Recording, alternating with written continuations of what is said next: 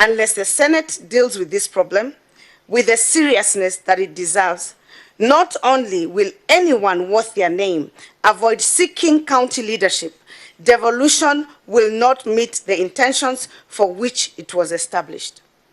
Honorable Senators, I wish to make one final point on the need to retain the integrity of the county assemblies.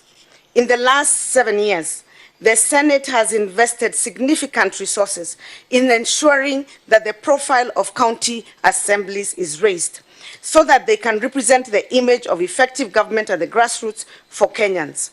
This is extremely important because the county assembly is the closest representation of Wanjiko in the lowest level of governing. It has been the desire of the Senate and those who believe in strong devolved governments to erase the history of councillors in the old local governments who engaged in fisticuffs and other such unfortunate methods of handling council business and resolving disputes. It was therefore an embarrassment for us to watch my county assembly members sleeping in the assembly for a night prior to the impeachment proceeding and roughing up fellow members just for raising a point of order. This sort of conduct brings county assemblies and indeed the entire devolution system to disrepute and must be discouraged. While we have differences of opinion with MCAs, Kirinyaga has never been the subject of any actions that would require people to sleep in the county assembly and convert sittings to violent confrontations.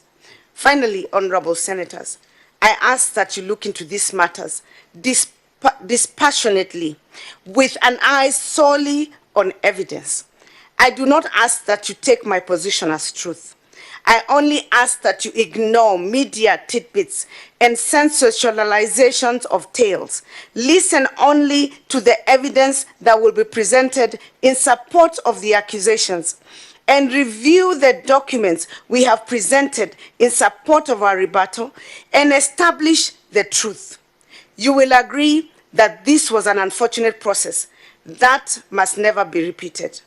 I ask, however, that if you find the allegations are malicious, unfounded, and were calculated for the mischievous purpose of harassing the governor of Kirinyaga, that you will declare these processes to amount to abuse of office by the MCAs. You would then be within your rights to apply appropriate sanctions, which your establishing law and your standing orders allow you to do. I say this because the Kirinyaga MCAs have made several statements that this is just one of many impeachments they have lined up to ensure they destabilize the county totally. While you cannot stop legitimate impeachment motions to be prosecuted, you must give sufficient guidelines that ensure that impeachments are not misused. It must not be made a tool for pursuing vendetta, and the Senate must not be made an accomplice to such endeavors. Once again, I thank you for this opportunity to address you. I believe that truth will prevail, and as is stated in our national anthem, may justice be our shield and defender.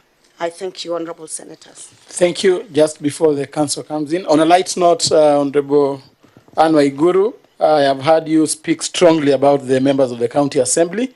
It's high time you note that the chairman of this committee is a former member of county assembly. I'm aware, Chairman. Thank you.